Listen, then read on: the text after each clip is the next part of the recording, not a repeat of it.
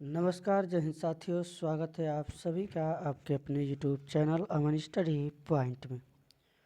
साथियों, आज इस वीडियो में हम लोग CTET previous year question paper से गणित के प्रश्नों को देखेंगे जो आपके प्राथमिक स्तर 2012 के जनवरी के पेपर में पूछे गए हैं। तो चलिए शुरू करते हैं वीडियो को और वीडियो में पूरे अंत तक बने रहिएगा। तो साथियों, आ चुके हैं हम अपने प्रश्न पर और हम लोग यहाँ पर और बहुत फास्ट तरीके से कम समय में पूरे 30 प्रश्नों को देखेंगे। बस आपको धैर्य के साथ वीडियो में बने रहना है। पहला प्रश्न है, त्यौहार के समय कक्षा 5 के प्रतिशत प्रकरण के समय सेल पर कक्षाई चर्चा शुरू की गई। कक्षा के इस प्रकार की चर्चा की उपेक्षा की जानी चाहिए क्योंकि यह कक्षा के शोर के स्तर को बढ़ाती है और दूसरों को परेशान करती है। अपने वाद विवाद संबंधी कौशलों को बढ़ाने में विद्यार्थियों की सहायता करती है। कक्षा में गर्मा गर्मी वाली बहस आरंभ करती है और कक्षा में माहौल को खराब करती है या फिर एक दूसरे के विचारों को सुनने में विद्यार्थियों की सहायता करती है और अपना तर्क प्रस्तुत करने के लिए उन्हें प्रोत्साहित करती है। तो इस प्रश्न का सही जवाब होगा ऑप्शन डी, सकारात्मक है, सटीक है। डी के साथ आंसर लगाएंगे। चलेंगे अगले प्रश्न पर। आंकड़ों के विश्लेषण संबंधी विद्यार्थियों की समझ का आकलन करने के लिए सर्वाधिक उचित रूपात्मक कार्य है। तो ऑप्शन है आप सभी के स्क्रीन पर और इसका जो सही जवाब जाएगा इस प्रश्न का ऑप्शन सी के साथ, सर्वेक्षण आधारित परियोजना। अगला प्रश्न है, पियाजे का वो विश्वास था कि सामाजिक अनुदेशन से सीखना होता है और गणित का एक शिक्षक पियाजे के सिद्धांत में विश्वास करते हुए सामूहिक परियोजना और सामूहिक परिचर्चा का प्रयोग करेगा, विभेदित अनुदेशन का प्रयोग करेगा, चौक और टॉक पद्धति का प्रयोग करेगा या फिर कक्षा में बहुत सारे हस्त परिचालकों का और प्रयोगशाला विधियों का प्रयोग करेगा। इस प्रश्न का सही जवाब जाएगा ऑप्शन ए के साथ। चलेंगे अगले प्रश्न पर।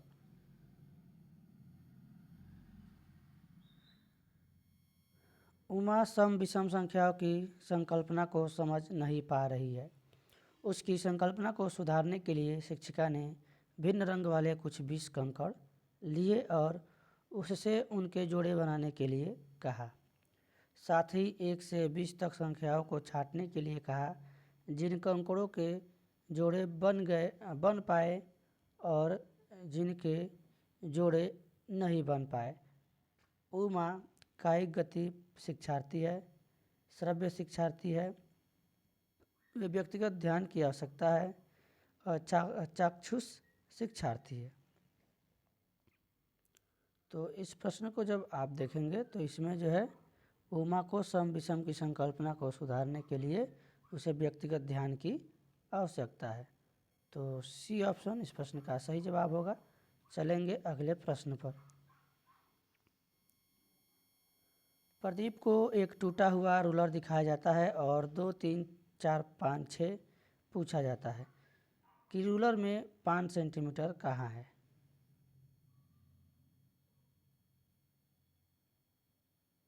वह रूलर उठाता है और रूलर पर 5 सेंटीमीटर के निशान को चिन्हित करता है। तो यहाँ पर ऑप्शन है, बताएंगे कि उसका उत्तर सही है या फिर गलत है।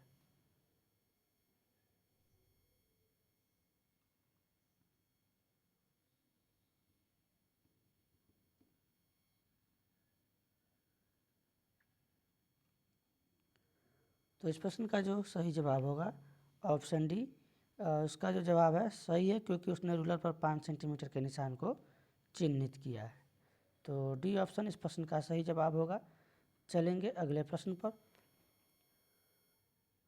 उच्च क्रमीय चिंतन कौशल पर आधारित प्रश्न मांग करते हैं।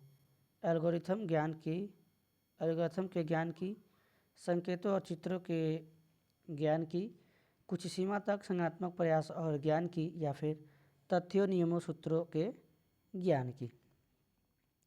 तो इस प्रश्न का सही जवाब होगा ऑप्शन सी। चलेंगे अगले प्रश्न पर। अगला प्रश्न है आप सभी के स्क्रीन पर। कक्षा 3 का बच्चा 482 को 482 पढ़ता है, लेकिन 40,082 लिखता है। यह शिक्षक के लिए किस ओर संकेत करता है? तो यह संकेत करता है कि बच्चा ध्यान से सुनता है लेकिन स्थानीय मान की समझ स्थापित नहीं कर पाया है। उसे स्थानीय मान की समझ नहीं है। ऑप्शन ए के साथ आंसर जाएगा। चलेंगे अगले प्रश्न पर। और अगला प्रश्न है शैलजा विभिन्न तरीकों से संख्या को व्यक्त कर सकती है। उदाहरण के लिए 4 बराबर 2 प्लस 2 अथवा 4 बराबर 1 प्लस 3 आदि की सहायता से वह संख्या की किस विकासात्मक अवस्था पर है? तो वह जो है संक्रिय अवस्था पर है। ऑप्शन सी इस प्रश्न का सही जवाब होगा। चलेंगे अगले प्रश्न की ओर। अगला प्रश्न है आकृति में प्रत्येक वर्ग की भुजा 1 सेंटीमीटर है। छायांकित भाग का क्षेत्रफल वर्ग सेंटीमीटर में है। तो इसका जो है प्रश्न बताना है, प्रश्न का आंसर बताना है। आकृति दिया गया है, इस आकृति में जो छायांकित भाग है प्रत्येक वर्ग की भुजा 1 सेंटीमीटर है और इसमें छायांकित भाग का क्षेत्रफल वर्ग सेंटीमीटर में बताना है। तो देखेंगे जो छायांकित भाग का क्षेत्रफल पूरा पहले हम काउंट करेंगे 1 2 3 4 5। इधर से देखेंगे तो 1 2 3 4 5 यानी चारों तरफ से इसमें 5 है। प्रत्येक का 5 सेंटीमीटर है यानी टोटल कितने हैं 25। अब 25 में देखेंगे इसमें से जो छायांकित भाग है उसको निकालने के लिए 1 × 5 यानी 1 × 5 हम करेंगे। इसमें देखेंगे ये जो छायांकित भाग है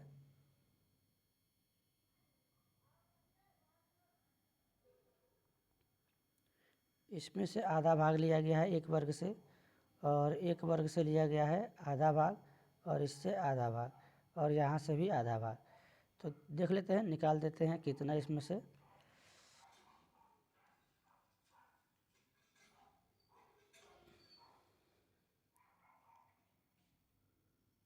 और यहाँ से देखेंगे 1 2 3 4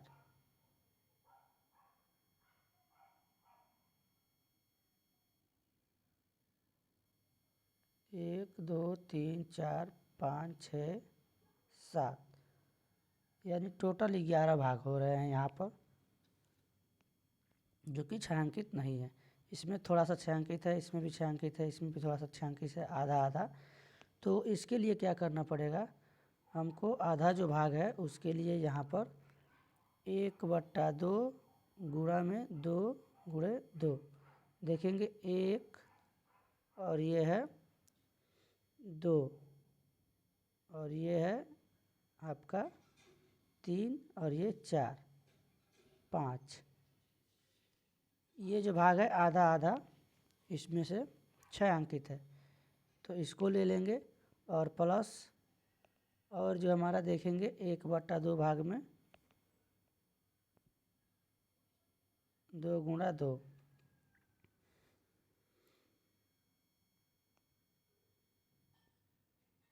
पुनः देखेंगे 1/2 × 4 गुणा 3। इस प्रकार जब हम इसको सॉल्व करेंगे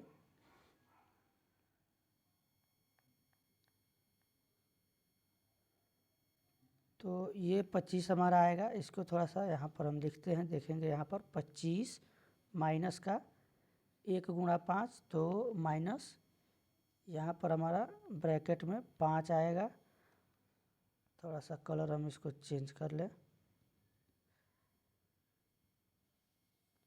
यहाँ पे 5 आएगा और इसमें जो है जब ये डिवाइड होगा तो हमारा सॉल्व होगा तो 2 आएगा और पुनः यहाँ प्लस करेंगे, ये डिवाइड होगा तो प्लस का 2 आएगा और पुनः प्लस 1/2 का 4 × 3 है, यहाँ पर 3 है।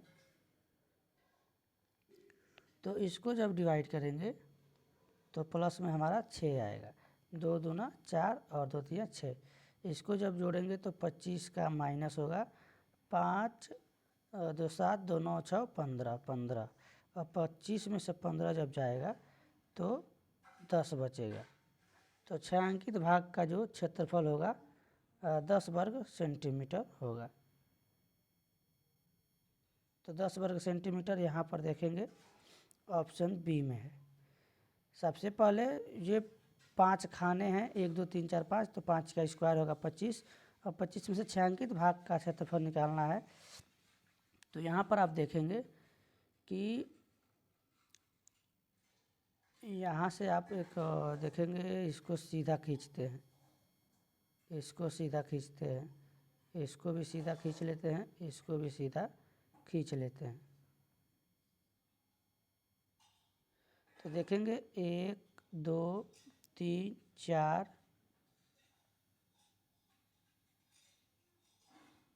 5 6, 1 2 3 4 5 6 7, लगभग 7 भाग जो है ये पूरा छायांकित है। और जब इसको और इसको मिलाएंगे तो 8 हो जाएगा, इसको मिलाएंगे तो 9 हो जाएगा, इसको मिलाएंगे तो 10, यानी लगभग 10 वर्ग सेंटीमीटर इसका मान होगा। इस प्रकार भी आप निकाल सकते हैं। अगला प्रश्न है, किसी आयताकार बक्से की आंतरिक लंबाई, चौड़ाई तथा ऊंचाई क्रमशः 10 सेंटीमीटर, 8 सेंटीमीटर और 6 सेंटीमीटर है। 6240 सेंटीमीटर घनों को पैक करने में कितने बक्सों की आवश्यकता होगी? तो सबसे पहले हम आयताकार बॉक्स का आयतन ज्ञात करेंगे। आयतन होता है लंबाई गुणे चौड़ाई गुणे ऊंचाई।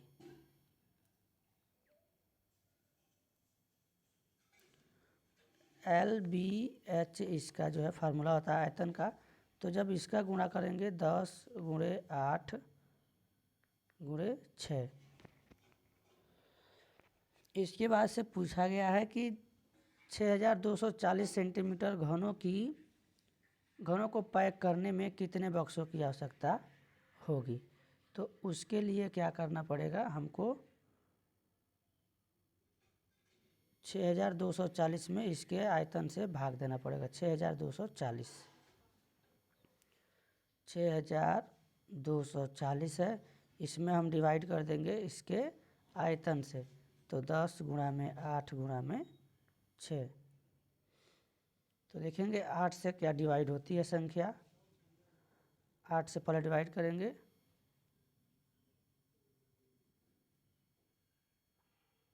8 सत्ते 56, 7 बार जाएगा, 6 बचेगा, 8 बटे 64, यहाँ पर 0 आएगा, बट्टा में 10 इंटू 6 आएगा। पुनः 10 से डिवाइड करेंगे, 10 सत्ते 10 का गुणा 7 बार होगा 70, 8 आएगा, 10 बटे 80 और ये 78 बच रहा है। तो 78 में 6 से भाग देंगे, तो 6 एकम 6 6 18, यानी 13 इस प्रश्न का सही जवाब होगा। बी के साथ आंसर लगाएंगे। चलेंगे अगले प्रश्न पर। 2/3 में कितने 1/6 हैं? इस प्रकार के प्रश्न हमने प्रीवियस ईयर में बहुत बार देखे हैं, पूछा गया है। तो 2/3 में कितने हैं, तो इसको 6/1 कर दीजिए, इसका उल्टा, और ये 3 से डिवाइड होगा 2 बार में, तो आंसर आपका आएगा यहाँ पर 4। अब विकल्प आपका जो यहाँ पर सही होगा बी में 4 आंसर दिया गया है। चलेंगे अगले प्रश्न पर। निम्न में से कौन सा सही नहीं है? तो ऑप्शन है आप सभी के स्क्रीन पर, 1 और आधा दर्जन। तो 1 दर्जन में 12 वस्तुएं होती है, आधा दर्जन में 6 बराबर 18 सही है। 1 मिलीमीटर बराबर 0.1 सेंटी, यानी 1/10 सेंटीमीटर, ये भी सही है। अगला देखेंगे 3 लीटर, तो 3 लीटर और 30 मिलीलीटर बराबर 330 मिलीलीटर। तो जब लीटर है और लीटर में कितना मिलीलीटर होता है, तो आपका सीधे 3000 मिलीलीटर होता है। और जब इसमें 30 मिलीलीटर जोड़ेंगे तो 3030 मिलीलीटर होगा, यानी सी वाला ऑप्शन गलत है। और 1 पैसा बराबर 0.01, यानी 1 रुपया में 100 पैसा होता है। तो 1 पैसा बराबर क्या होगा, 1 पैसा बराबर होगा 1/100 रुपया। तो ये हमारा जो है डी वाला भी सही है, तो सी के साथ यहाँ पर आंसर लगाएंगे।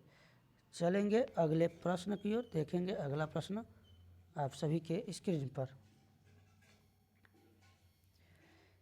किसी दिन 6:14 AM से 8:02 PM तक घंटों तथा मिनटों की संख्या होगी।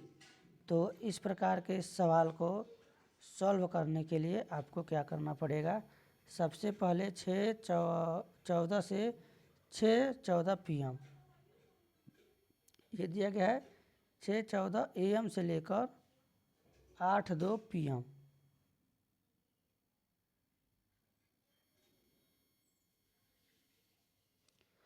इसका जब आप निकालेंगे तो 6 और 6 12, 12 और 8 6 14।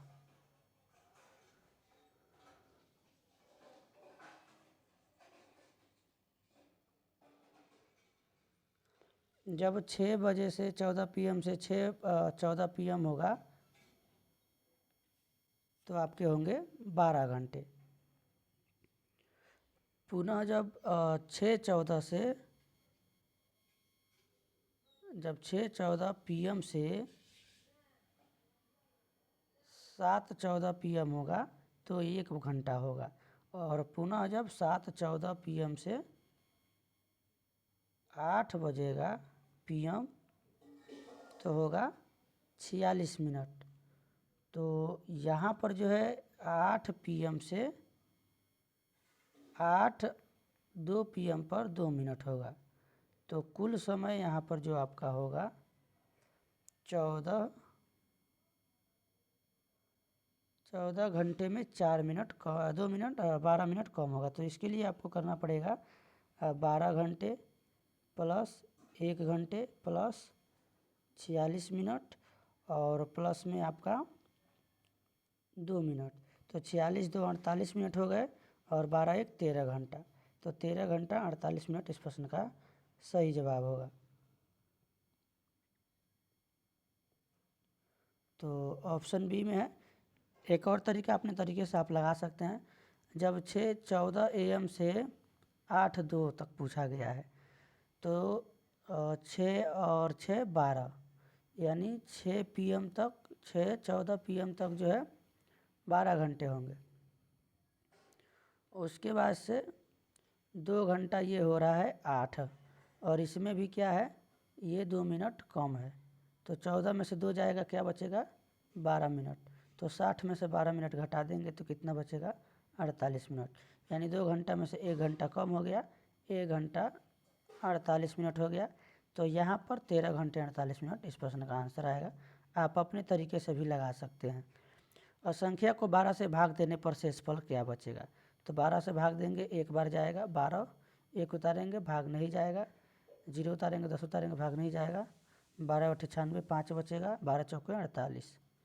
यानी कि यहाँ पर जब आप डिवाइड करेंगे, इसको भाग देंगे तो आपका शेषफल बचेगा 4। ऑप्शन सी इस प्रश्न का सही जवाब होगा। आप एक बार इसको यहाँ पर डिवाइड करेंगे जिस प्रकार से डिवाइड करते हैं। 4 और 1/3 समकोण में डिग्रियों की संख्या है। तो 4 और 1/3 पूछा गया है। तो 4 × 90 समकोण में, समकोण का मान 90 होता है और ये पूछा गया है 1/3 इसका। तो ये हो जाएगा 360। अब इसका 1/3 निकालेंगे 90 का 1/3 तो 30 × 90 30। तो ये आपका आएगा 390। दोनों को एक साथ भी सॉल्व कर सकते हैं, अलग अलग करके जोड़ भी सकते हैं। तो डी ऑप्शन इस प्रश्न का सही जवाब होगा। चलेंगे अगला प्रश्न पर। हामिदा अपने शिक्षार्थियों को गणितीय योग्यताओं को समृद्ध करने के लिए उन्हें सदा संख्या प्रतिरूपों का अवलोकन करने और परिकल्पना बनाने को देती है। यह बोर्ड पर आधारित निम्नलिखित संख्याएं लिखती है और शिक्षार्थियों से कहती है कि वे इसका उत्तर लिखें। तो इस प्रकार से उसने दिया है। बताना है कि वह प्रश्नों के सेट के माध्यम से यह चाहती है कि विद्यार्थी यह अवलोकन कर सके कि। तो यह इसलिए ऐसा करती है कि जो उसके विद्यार्थी हैं, जो छात्र हैं, किस लिए कर रही है? यदि भाजक और भाज्य दोनों 10 की घात में बढ़ाए या घटाए जाते हैं तो भागफल समान रहता है। तो यहाँ पर जो है बी ऑप्शन इस प्रश्न का सही जवाब होगा।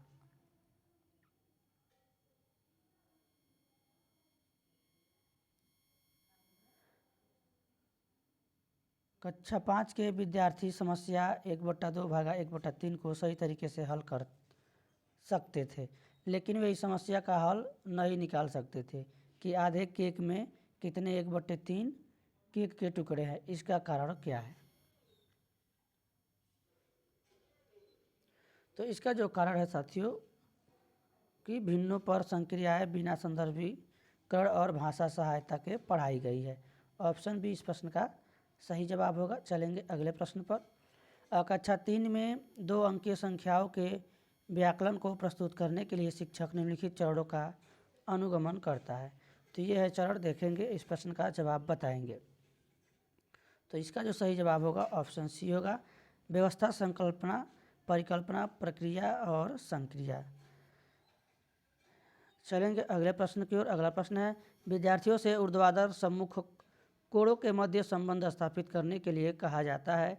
वे कई आकृतियाँ खींचते हैं, कोणों को मापते हैं और यह देखते हैं कि ऊर्ध्वाधर सम्मुख कोण समान है। इस केस में वेनहिले के विचार के अनुसार विद्यार्थी किस स्तर पे हैं? तो विद्यार्थी जो है विश्लेषणात्मक स्तर पर है। ऑप्शन ए इस प्रश्न का सही जवाब होगा। चलेंगे अगले प्रश्न पर। कक्षा में शिक्षिका विद्यार्थियों को भिन्न प्रकार से चतुर्भुज को परिभाषित करने के लिए कहती है, जैसे भुजाओं का प्रयोग, कोणों का प्रयोग, विकर्णों का प्रयोग आदि।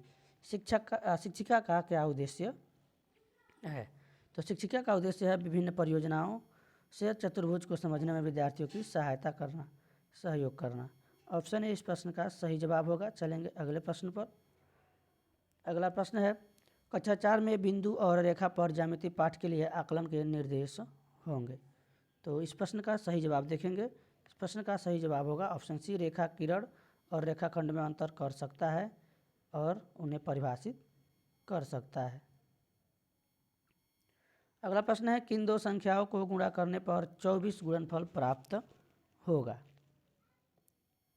तो ऐसे कई सारे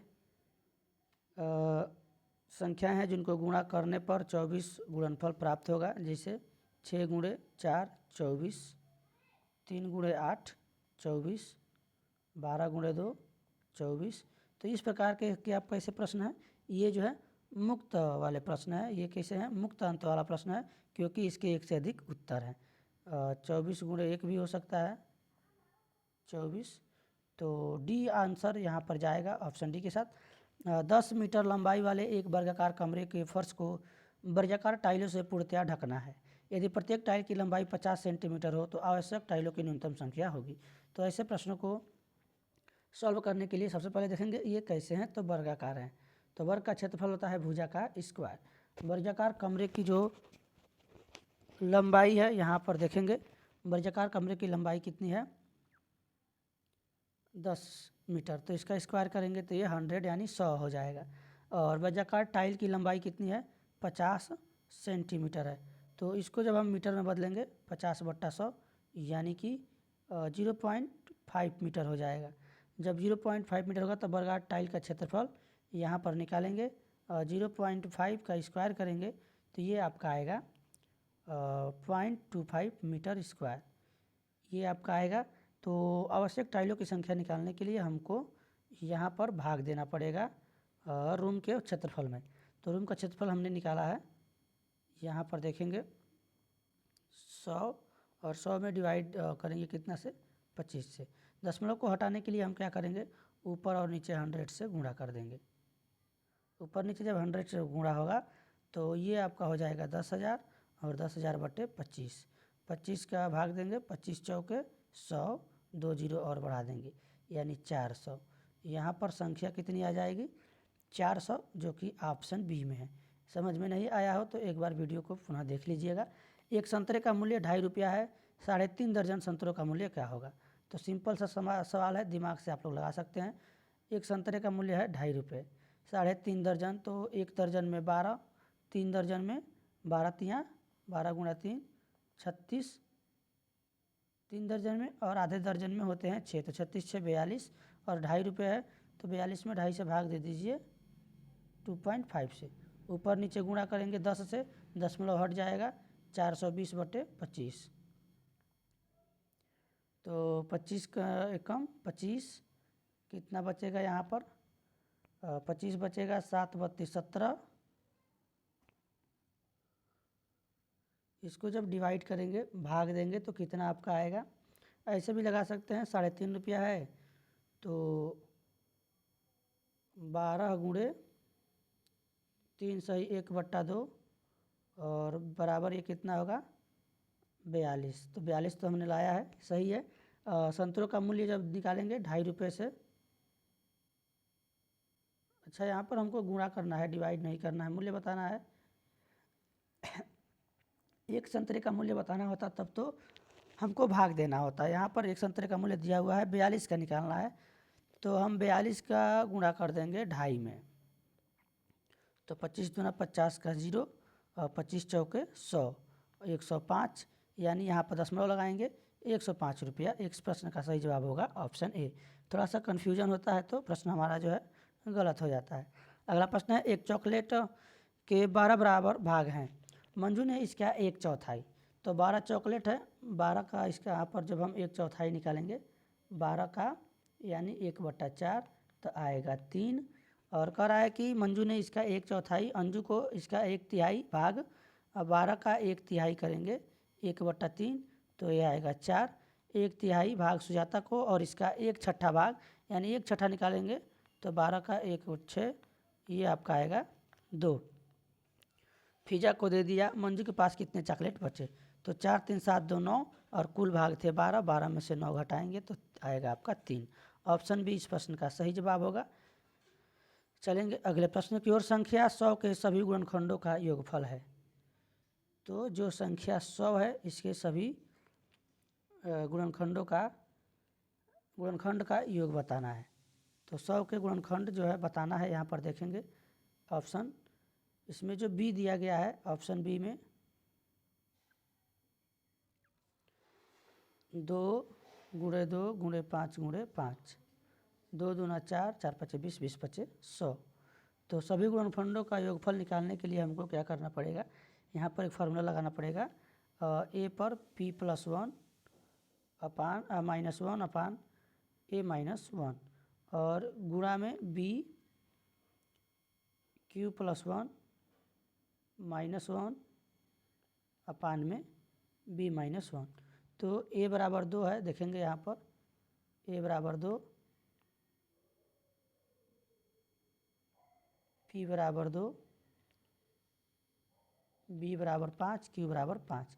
ये मान जब हम यहाँ पर रखेंगे तो 2 का पावर हमारा क्या आएगा 3 माइनस का 1 अपान 2 माइनस का 1 इंटू 5 का -3 और 1/5 का -1। यहाँ पर हमने मान रखा है इस फार्मूले में, ये है, ये b है, b का मान 5 है, 5 यहाँ पर रखा है, यहाँ पर a का मान 2 है, 2 रखा है, और यहाँ पर जब इसको सॉल्व करेंगे तो ये हमारा आएगा एक 7/1, और एक दूसरा हमारा आएगा 124/4। 4 से डिवाइड करेंगे इसको तो 4 × 12, 4 एकम 4, 31, और 31 में 7 का गुणा करेंगे तो 7 एकम 7, 7 त्रिका 21, 217। ऑप्शन बी में आपका सही जवाब है 217 आएगा। आप लोग अपने नोटबुक में इसको सॉल्व करेंगे। अगला प्रश्न है, 12 और 16 का न्यूनतम गुणज पूछा गया है, अधिकतम नहीं पूछा गया है, तो इसका एलसीएम लेंगे। और 10 और 15 का न्यूनतम गुणज, यानी दोनों का एलसीएम पूछा गया है, तो दोनों का एलसीएम निकालेंगे। 12 और 16 का एलसीएम हम निकालेंगे तो ये आपका आएगा 12-16 का एलसीएम 48 आएगा, 16 3 48, 12 चौके 48। और जब 10 और 15 का निकालेंगे तो इसका जो आएगा आपका 30 जो है 10 से भी डिवाइड होगा, 15 से भी डिवाइड होगा, 30। अब इन दोनों का जो है गुणनफल ज्ञात करना है, तो 3 8 24, 3 चौके 12 और 2 14, 1420 40 देखेंगे। ऑप्शन बी में आपका सही जवाब है, बी के साथ आंसर लगा देंगे। चलेंगे अगले प्रश्न पर। 24 में 2 के स्थानीय मानों का योगफल है। तो 24 में 1 2 का मान आएगा यहाँ पर 20 और 1 का आएगा 2000। तो 2020 इस प्रश्न का सही जवाब होगा।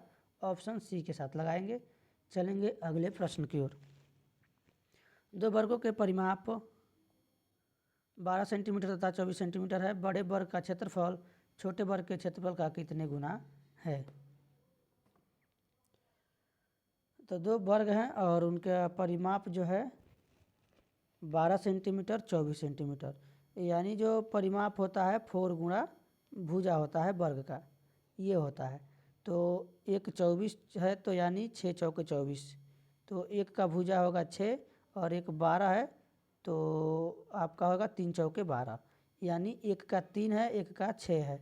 तो कह रहा है कि बड़े वर्ग का क्षेत्रफल छोटे वर्ग के क्षेत्रफल का कितना गुना है। तो 3 का स्क्वायर करेंगे, छोटा वर्ग है 9 आएगा, 6 का 36, तो ये देखेंगे 4 गुना है। सबसे पहले हम इसकी भुजा निकालेंगे, भुजा का क्षेत्रफल निकालेंगे तो बड़ी देखेंगे जो है यह 4 गुना है। ऑप्शन बी यहाँ पर सही जवाब होगा। तो बी के साथ आंसर लगाएंगे 4 गुना। नहीं समझ में आया है तो एक बार और समझ लेंगे। ये वर्ग है तो इसका परिमाप है 12, तो 3 3 3 3 इस प्रकार भी आप लिख के 3 चौके 12 परिमाप हो जा रहे हैं, सूत्र की कोई आवश्यकता नहीं है। बड़ा वाला जो वर्ग है कह रहा है कि 24 है, तो 6 6 12 12 6 18 6 24 हो गया, यानी भुजा का स्क्वायर होता है इसका वर्ग का क्षेत्रफल।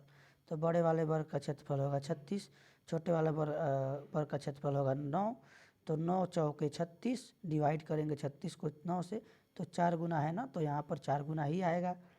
समझ में आ गया होगा, नहीं आया है तो एक बार और वीडियो देख लीजिएगा। और आखिरी वीडियो है प्रश्न का जो है यहाँ पर देखेंगे हम लोग वीडियो के आखिरी प्रश्न को। गुणनफल 140 से 101 में क्या जोड़ा जाए कि योगफल इतना प्राप्त हो जाए। तो ऐसे प्रश्न को क्या करना पड़ेगा, इसमें मान लीजिए कि आपने एक से जोड़ दिया तो 104 को गुणा कर दीजिए 101 से और बराबर आपको प्राप्त हो रहा है 414, ये आपको प्राप्त हो रहा है। पहले इसको गुणा करेंगे, तो गुणा करेंगे तो इसका मान जो आपका आएगा 14140। इसको आप ऐसे भी लगा सकते हैं 104 गुणा में 100 धन 1, तो 100 धन 1 करेंगे तो 1 0 4 के आगे 2 0 और प्लस में 104, दोनों को जोड़ लीजिए, जोड़ेंगे तो इतना आएगा। इस तरीक़ा से भी आसानी से गुणा कर सकते हैं आप लोग। और इतना गुणा करने के बाद जब इतना आ रहा है तो इसमें से क्या करेंगे, हम इतना को घटा देंगे। तो जब इसको घटाएंगे 414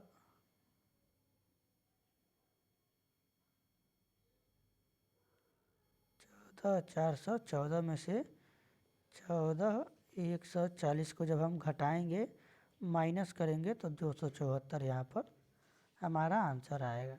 ऑप्शन ए इस प्रश्न का सही जवाब होगा। तो साथियों आज की वीडियो में बस इतना ही, मिलेंगे एक नए वीडियो में एक नए टॉपिक के साथ।